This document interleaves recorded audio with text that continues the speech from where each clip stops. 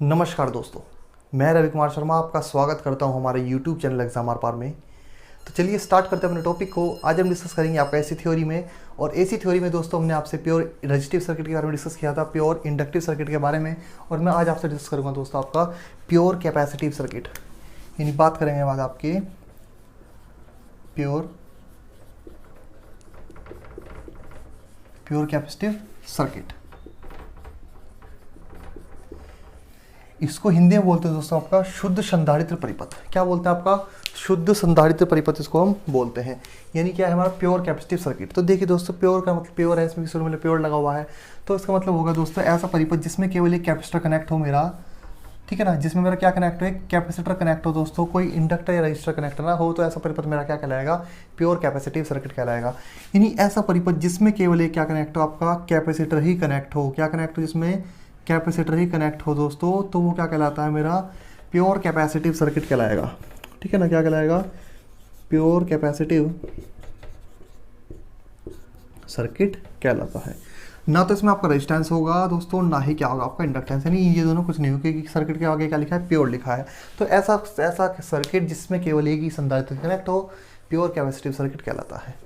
बात करते हैं आपके कैपेसिटर की। भाई जो आपका संधारित्र होता है, मेड कैसे बनाते हैं, कैसे बनता कैसे है? यानी दो कंडक्टिंग प्लेटों के बीच में एक अचालक मीडियम को रख दें, यानी डाइलेक्ट्रिक मीडियम कोई,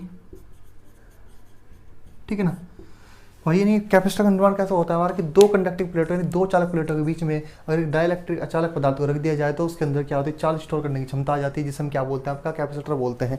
जिसे क्या बोलते हैं? आपका कैपेसिटर बोलते हैं। ठीक है ना। अब यदि एक संधारित्र को दोस्तों डीसी सप्लाई से प्रदान कर दिया जाए, ठीक है ना, यदि कोई संधारित्र है मेरा, उसको क्या कर दिया जाए दोस्तों? डीसी सप्लाई क्या कर दिया? प्रदान की जाए, या डीसी सप्लाई से कनेक्ट कर दिया जाए दोस्तों, तो परिपथ में कुछ क्षण के लिए तो धारा प्रवाहित होती है, यानी कुछ समय के लिए तो दोस्तों धारा प्रवाहित होगी, परंतु इस धारा के कारण संधारित्र के प्लेटों के बीच में विभवांतर उत्पन्न हो जाता है और कुछ समय के बाद धारा रुक जाता है। क्यों? क्योंकि भाई स्टार्टिंग में जब कैपेसिटर खाली होगा तो ये करंट ले रहा होगा कुछ इस प्रकार से। अगर इसको डीसी सप्लाई से मैं कनेक्ट करूंगा दोस्तों, तो स्टार्टिंग में करंट की फ्लो होगी, क्योंकि कैपेसिटर मेरा क्या होगा? डिस्चार्ज कंडीशन में, खाली अवस्था में होगा। और जब धीरे धीरे चार्ज हो जाएगा तो करंट शुरू में लेगा तो चार्ज हो जाएगा दोस्तों, तो फुल चार्ज हो जाएगा जब, तो यहाँ का जो पोटेंशियल है, यहाँ का पोटेंशियल यानी, और यहाँ का पोटेंशियल क्या हो जाएगा दोस्तों? बराबर हो जाएगा। पोटेंशियल बराबर हो जाएगा तो करंट क्या हो जाएगा? जीरो, यानी फिर सर्किट में कोई करंट फ्लो नहीं हो पाएगा। यानी कैपेसिटर मेरा करंट फ्लो दोस्तों नहीं कर पाएगा, क्योंकि डीसी के लिए क्या करता है? एक अवरोध उत्पन्न कर देगा, है ना, एक अत्यधिक प्रतिरोध का कार्य कर देगा, क्योंकि यहाँ का पोटेंशियल सेम हो जाएगा, तो सर्किट में करंट फ्लो नहीं हो पाएगी। ठीक है ना। तो क्योंकि संधारित्र की प्लेटों के पार्श्व में तथा प्रदाय वोल्टेज समान हो जाता है। अब यदि संधारित्र की प्लेटों को शॉर्ट सर्किट कर दिया जाए दोस्तों, तो पुनः धारा प्रवाहित हो सकती है। यदि हम इसे हटा के यहाँ से दोस्तों इसके तार को दोस्तों शॉर्ट सर्किट कर देंगे, तभी पुनः धारा प्रवाहित हो सकती है, अन्यथा नहीं हो सकती दोस्तों। अब यदि संधारित्र पुनः दोस्तों क्या करें हम, आपका एसी से जोड़ दिया जाए। किससे जोड़ दिया? इस बार एसी से जोड़ दिया जाए, ठीक है ना।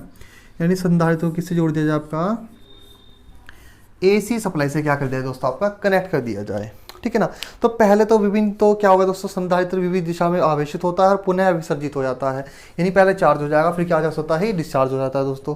और इसी प्रत्यावर्ती प्रदाय से जोड़ने पर संधारित्र पहले एक दिशा में और फिर विपरीत दिशा में दोस्तों क्या होता है? आवेशित होता है और संधारित्र में से धारा प्रवाहित होने लगती है, ठीक है ना। यानी कैपेसिटिव सर्किट में आपको ध्यान रखना है, केवल किसके लिए, कौन से केस में धारा फ्लो होगी? केवल आपके एसी के केस में ही दोस्तों आपकी धारा फ्लो होती है। मैंने आपको बताया था दोस्तों, आपका जो आपका इंडक्टिव रिएक्टेंस भी आपने पढ़ा था और कैपेसिटिव रिएक्टेंस भी पढ़ा था दोस्तों, तो वो किसके लिए? जनरली ये भी हमारा क्या है? कैपेसिटिव सर्किट है, तो केवल वर्क किस पे करना है? एसी पे ही करता है। यानी एसी जो इसको कनेक्ट, एसी सप्लाई से इसको जब कनेक्ट करेंगे दोस्तों, तो एक बार क्या करेगा? चार्ज हो जाएगा और एक बार डिस्चार्ज, यानी दोनों डायरेक्शन में अपना काम कर जाता है। पॉजिटिव और निगेटिव डायरेक्शन में चार्ज विसर्जित हो जाएगा और डिस्चार्ज हो जाएगा, चार्ज हो जाएगा, आवेशित हो जाएगा, ठीक है ना। तो दोनों प्रकार से क्या करता है? आपका वर्क करता है दोस्तों, ठीक है ना। तो इसमें क्या होता है, देखिए इसके कारण इसमें क्या होता है कैपेसिटर में, कि कैपेसिटर में क्या होता है दोस्तों आपका, कि जो करंट होती है ना भाई हमारी, कैपेसिटर में क्या होता है? सर्किट जो पूछा था आपसे कि करंट जो होती है हमारी, करंट यानी प्योर कैपेसिटिव सर्किट में करंट क्या करती है? आपकी 90 डिग्री लीड कर जाती है भाई। 90 डिग्री क्या कर जाती है? लीड हो जाती है। 90 डिग्री क्या होती है? लीड हो जाती है। अभी ग्राफ बनाएंगे, देखेंगे किस प्रकार से होती है। क्योंकि स्टार्टिंग में क्या होता है दोस्तों, इलेक्ट्रॉन्स जो उसकी प्लेटों पर ज़्यादा पहुंचते हैं, हमारे यहाँ से करंट निकलेगा, कैपेसिटर डिस्चार्ज अवस्था में होता है, तो इलेक्ट्रॉन्स मैक्सिमम निकल के उसकी प्लेट पर पहुंच जाते हैं, तो उस टाइम तक विद्युत वोल्टेज का प्रवाह नहीं हो पाता। उस टाइम वोल्टेज शुरू नहीं हो पाती, करंट पहले पहुंच जाता है हमारा जनरली, ठीक है ना। तो अभी ग्राफ बनाएंगे। तो इसमें आपको याद रखना है कि जो प्योर कैपेसिटिव सर्किट होता है, इसमें करंट जो होती है आपकी 90 डिग्री की आ जाती है, लीड हो जाती है, ठीक है ना। यानी 90 डिग्री क्या करती है? मेरी करंट सर्किट में लीड हो जाती है, यानी करंट में 90 डिग्री लीड हो जाएगी और वोल्टेज जो होगी मेरी 90 डिग्री क्या हो जाएगी? आपकी लैग हो जाती है। आपको याद रखना है इंडक्टिव और कैपेसिटिव सर्किट का। बस देखिए दोस्तों, रजिस्टर में कुछ नहीं होता। रजिस्टर अपने प्योर रजिस्टिव सर्किट जो पढ़ा था उसमें कुछ नहीं होता। रजिस्टर तो भैया कुछ नहीं करता सर्किट में, आपको याद रखना है। रजिस्टर केवल विद्युत धारा का मान और उत्पन्न करता है बस। बाकी जो गेम होता है वो भी गेम खेलेंगे, कुछ भी होगा हमारे कैपेसिटिव सर्किट में, जो भी हमारी छेड़छाड़ होगी वो या तो इंडक्टिव सर्किट करेगा या रजिस्टिव सर्किट या हमारा कैपेसिटिव सर्किट करेगा, ठीक है ना भाई। इंडक्टर लगा देंगे तो वोल्टेज को लीड करा देगा, करंट को लैग कर देगा। कैपेसिटिव सर्किट लगाएंगे, करंट लीड हो जाएगी, वोल्टेज क्या हो जाएगी यहाँ पर लैग हो जाएगी। नहीं, वोल्टेज 90 डिग्री लैग हो जाती है और करंट 90 डिग्री लीड हो जाती है। जस्ट अपोजिट हो जाता है हमारा इंडक्टिव सर्किट का। इतना आपको याद रखना है। इसको नोट कर लिया हो आपने तो रफ कर देते हैं। फिर इसके वेव फॉर्म पे आते हैं कि वेव फॉर्म्स का किस प्रकार से ड्रॉ करेंगे, ठीक है ना। तो इसमें आपको दोस्तों पॉइंट याद रखना है हमारा ये कि इसमें करंट क्या होती है 90 डिग्री लीड कर जाती है और वोल्टेज 90 डिग्री क्या हो जाती है दोस्तों हमारी लैग हो जाती है, यानी π/2 डिग्री लैग हो जाएगी। जैसे ही कल हमने पढ़ा था कि वोल्टेज लीड थी हमारी इंडक्टिव सर्किट में और कैपेसिटिव सर्किट में आपकी करंट लीड हो जाएगी।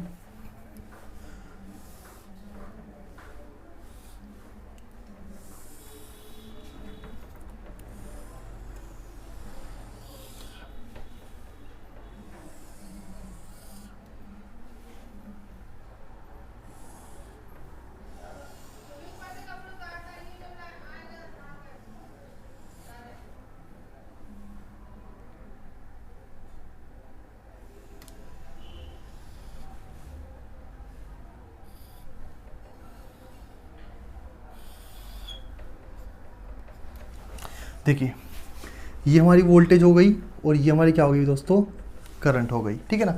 यानी ये जो लाइन है मेरी ये वाली, ये जो लाइन है मेरी दोस्तों, ये किसके लिए ली हमने करंट के लिए।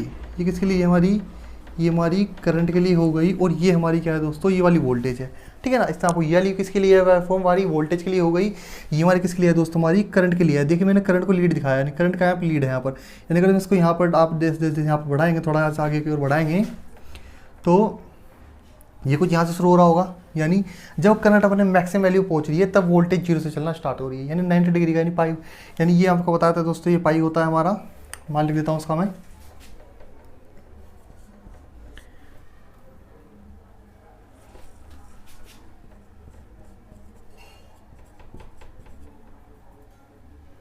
और ये 2 पाई, ठीक है दोस्तों। तो इस प्रकार से यहाँ पे नाम लिख दिया हमने, ठीक है ना। इसमें नाम लिख देते हैं कि पाई हो गया हमारा, ये π/2 हो गया हमारा, ठीक है। यहाँ पर पाई आएगा, इसको लिख देता हूँ ये π/2, ये पाई, ये 3π/2 और ये क्या होता है दोस्तों हमारा 2 पाई होता है, ठीक है ना। तो हमने इसके नाम लिख दिए हैं। चाहे आप कुछ भी लिख सकते हैं। यहाँ पर क्या होता है आपका 90 डिग्री होता है, यहाँ पर क्या होता है दोस्तों आपका 90 डिग्री हो गया, फिर आपका क्या आएगा 180 आएगा, फिर आपका क्या आएगा 270 आएगा, फिर क्या आएगा आपका 360 डिग्री आता है। जिस प्रकार से आप याद करना चाहे याद रख सकते हैं, ठीक है ना। यानी इसमें क्या होता है देखिए दोस्तों, आपकी करंट है, करंट पहले क्या हो रहा है आपकी स्टार्ट हो रही है। करंट स्टार्ट होने का रीजन में क्या होता है दोस्तों, स्टार्टिंग में क्या होता है जब एक कैपेसिटर को चार्जिंग पर लगाते हैं, नहीं जब सप्लाई से कनेक्ट करेंगे दोस्तों तो कैपेसिटर क्या होता है खाली होता है। यानी कैपेसिटर जब ब्लैंक होगा बिल्कुल खाली होगा तो जब आप इसको यहाँ पर कनेक्ट करेंगे सप्लाई से दोस्तों तो क्या होगा शुरू में जो इलेक्ट्रॉन्स निकल कर क्या हो जाए प्लेट पर आ जाते हैं, इलेक्ट्रॉन्स की अधिकता हो जाती है। इलेक्ट्रॉन सब क्या शुरू में क्या हो जाएंगे करंट के लिए ज़्यादा हो गया, नहीं जब सारे इलेक्ट्रॉन्स इसको चार्ज करने यहाँ पर आ जाएंगे तो उस टाइम वोल्टेज वाली क्या होती है दोस्तों बहुत कम होती है, नहीं वोल्ट मान कम होता है। जैसे हमारा इंडक्टिव सर्किट में था स्टार्टिंग में क्या होता था वोल्टेज करंट ज़्यादा थी, नहीं इसमें बैक ईएमएफ था वो ज़्यादा था इसलिए करंट स्टार्टिंग नहीं हो पाया था। परंतु इसमें क्या होता है कैपेसिटर में करंट की वैल्यू ज़्यादा हो जाती है, यानी करंट के इलेक्ट्रॉन ज़्यादा से ज़्यादा यहाँ से पहुंच जाते हैं। इसी कारणवश जब हमारे करंट की वैल्यू ज़्यादा होती है दोस्तों और जब यहाँ पर जाकर मैक्सिमम पर जाकर स्थिर हो जाएगी, यानी जब कैपेसिटर क्या हो जाएगा उसमें चार्ज होने वाला हो बिल्कुल चार्ज हो जाएगा तो यहाँ पर जाके करंट की वैल्यू क्या हो जाएगी स्थिर हो जाएगी, यानी क्या हो जाएगी करंट के लिए यहाँ पर जाकर स्थिर हो जाएगी, कांस्टेंट स्थिर हो जाएगी। जैसी करंट के लिए यहाँ पर स्थिर होगी दोस्तों तुरंत सर्किट में वोल्ट का प्रवाह स्थापित हो जाएगा, यानी वोल्ट का प्रवाह क्या हो जाएगा दोस्तों स्थापित हो जाएगा, वोल्टेज मेरा 0 से चलना प्रारंभ कर देगी। तो इसमें इतना में क्या हो जाएगा दोस्तों इतना जो समय लगा मेरा इतना यहाँ से तक पहुँचने में, और फिर देखिए करंट के लिए क्या होती है दोस्तों घटनी शुरू हो जाती है। फिर करंट के लिए क्या होगी दोस्तों घटनी शुरू हो जाएगी, घटनी शुरू होगी, घटने के बाद ये है जहाँ पर 0 और फिर निगेटिव डायरेक्शन में चली जाएगी दोस्तों आपकी, ठीक है ना। और वोल्ट यहाँ पर बड़ी वोल्ट यहाँ पर मैक्सिमम वोल्टेज क्या हो जाएगी दोस्तों घटती हुई कहाँ आ जाएगी आपकी निगेटिव में आ जाएगी। ठीक उसी प्रकार से रहेगा जैसे कि आपके प्योर इंडक्टिव सर्किट में था।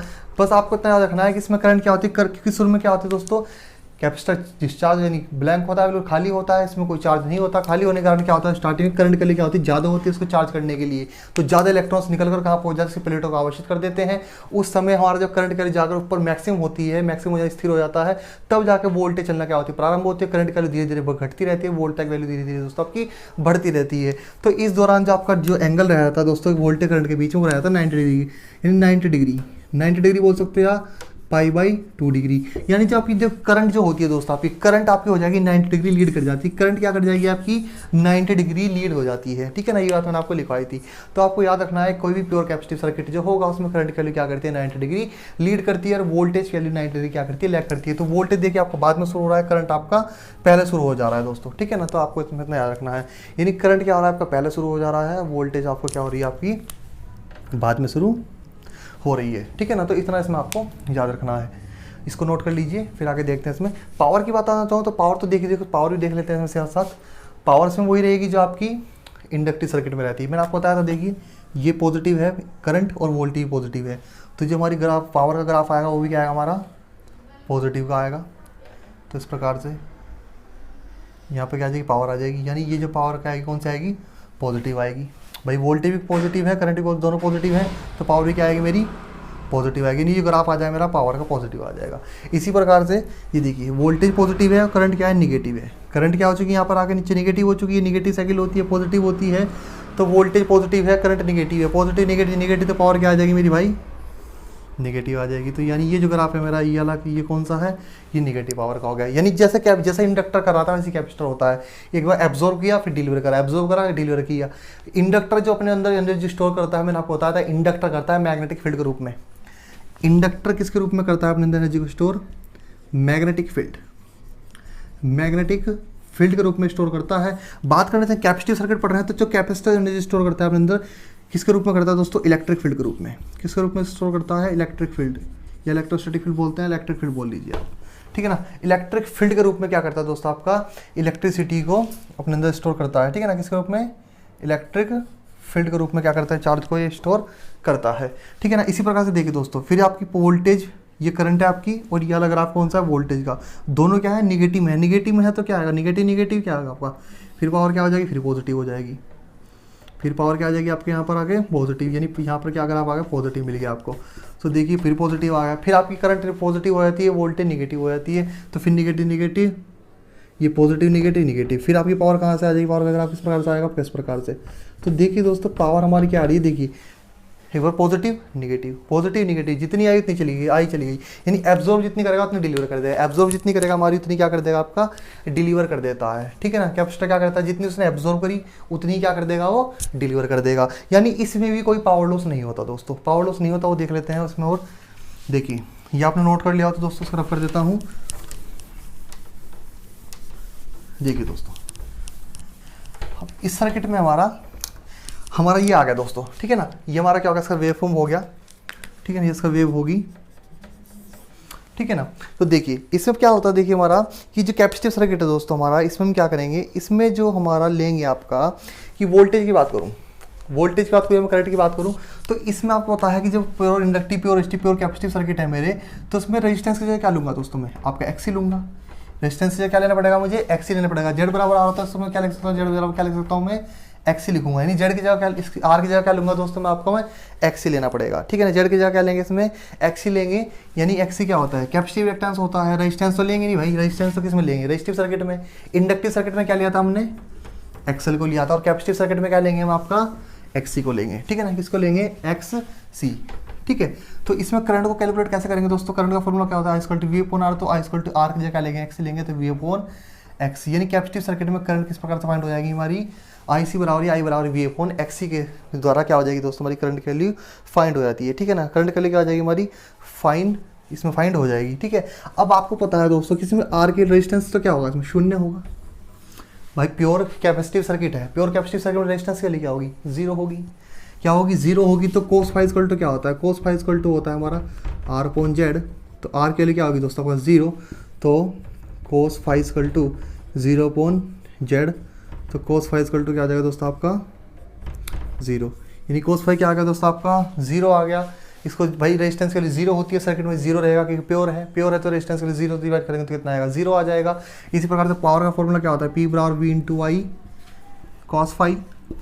तो भाई ये क्या हो गया हमारा, P बराबर कॉस फाई का जीरो होगी भाई, तो वोल्टेज गुना करंट गुना जीरो, तो कितना आएगा, P बराबर क्या आएगा, जीरो। तो देखिए दोस्तों इसमें पावर लॉस क्या आ रहा है हमारा, जीरो निकल कर आ रहा है, इसमें भी क्या निकल कर आ रहा है, जीरो। यानी प्योर इंडक्टिव सर्किट की बात करें, आपका प्योर कैपेसिटिव सर्किट की बात करें, पावर लॉस दोनों में क्या होता है, जीरो होता है। पावर लॉस शून्य होता है क्योंकि जितना हमारा एब्जॉर्व कर लिया उतना डिलीवर कर देता है, एब्जॉर्व करा फिर डिलीवर कर देता है हमारा, यानी इसमें कोई भी हमारा लॉस नहीं होता, ठीक है ना। यानी अपने अंदर इलेक्ट्रिक फील्ड ग्रुप में पोटेंशियल को अप्लाई अपने स्टोर करा फिर डिलीवर कर दिया सर्किट को, ठीक है ना। तो इस प्रकार से क्या करते हैं हमारा प्योर कैपेसिटिव सर्किट दोस्तों आपका वर्क करता है। तो इसमें शक्ति वे क्या आता है दोस्तों, शून्य होता है। आपसे पूछा जाता है पेपर में, क्वेश्चन आता है कि ऐसा कौन सा परिपथ है pure inductive circuit, pure resistive, pure capacitive, ऐसा कौन सा परिपथ है जिसमें शक्ति वे होता है। तो केवल रेजिस्टिव में क्या होता है आपका, शक्ति वे होता है दोस्तों। यानी पावर लॉस जो होगा केवल आपका किस में होगा, रजिस्टिव सर्किट में होगा, ठीक है ना। किस में होगा आपका, केवल रजिस्टिव सर्किट में होता है। इसी प्रकार से आपसे पूछ लिया है दोस्तों प्योर इंडक्टिव सर्किट में शक्ति वे होता है, नहीं, प्योर इंडक्टिव सर्किट में कोई शक्ति वे नहीं होता।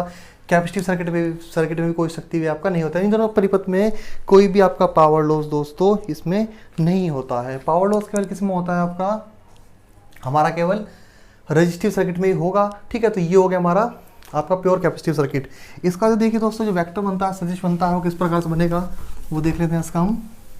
तो देखिए इसमें ये रही हमारी वोल्टेज भाई, ये हमारी वोल्टेज हो गई, अप्लाइड वोल्टेज हो गई हमारी, ठीक है ना। और करंट क्या रहती है दोस्तों, करंट क्या रहती है, लीड करती है। तो यहाँ पर हमारी जो ये इसको यहाँ पे ले लीजिए, ये इस प्रकार से, तो यहाँ पर क्या आ जाएगी हमारी करंट आ जाएगी, ऊपर की ओर क्या आ जाएगी हमारी करंट आ जाएगी। यहाँ पर वोल्टेज है तो एक लीड कितना कर रहा है दोस्तों आपका 90 डिग्री, कितना लीड कर रहा है आपका 90 डिग्री, ठीक है ना। क्या कर रहा है 90 डिग्री लीड कर रहा है। आप इस प्रकार से भी बना सकते हैं, ये करंट हो गई आपकी और ये वोल्टेज हो गई, जिस प्रकार से आप इसको बना सकते हैं, ठीक है ना।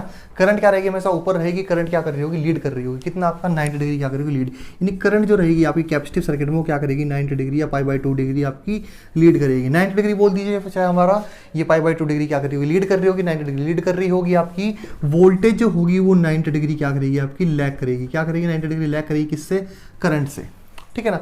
वही देख लीजिए करंट यहाँ पर है तो वोल्टेज 90 डिग्री क्या है, पीछे है। इस प्रकार से करंट यहाँ है 90, वोल्टेज कहाँ है, यहाँ पर वोल्टेज है हमारी, तो वोल्टेज क्या है 90 डिग्री पीछे है, यानी इधर आना पड़ेगा पीछे करंट को अगर वोल्टेज तक लाना है, ठीक है ना। और रेजिस्टेंस में हमने पढ़ा था, रेजिस्टेंस में क्या पढ़ा था हमने, इन फेज पढ़ा था, वोल्टेज करंट इन फेज थे। और इंडक्टिव सर्किट में क्या था, उसमें वोल्टेज लीड थी, करंट क्या था, लैग था। ये रेजिस्टेंस के केस में था, ये इंडक्टेंस के केस में है। और ये आपका किस में है दोस्तों, आपका कैपेसिटिव सर्किट के लिए। दोनों किसके लिए है, हमारे कैपेसिटिव सर्किट के लिए है, ठीक है ना। तो ये होता है दोस्तों हमारा प्योर कैपेसिटिव सर्किट, ठीक है। अगर इस वीडियो में कोई डाउट है दोस्तों आप मेरे को कमेंट सेक्शन में बता सकते हैं, ठीक है ना। और अगर आपको दोस्तों वीडियो पसंद आई है तो लाइक करें और शेयर करें, हमारे चैनल को सब्सक्राइब करें। धन्यवाद।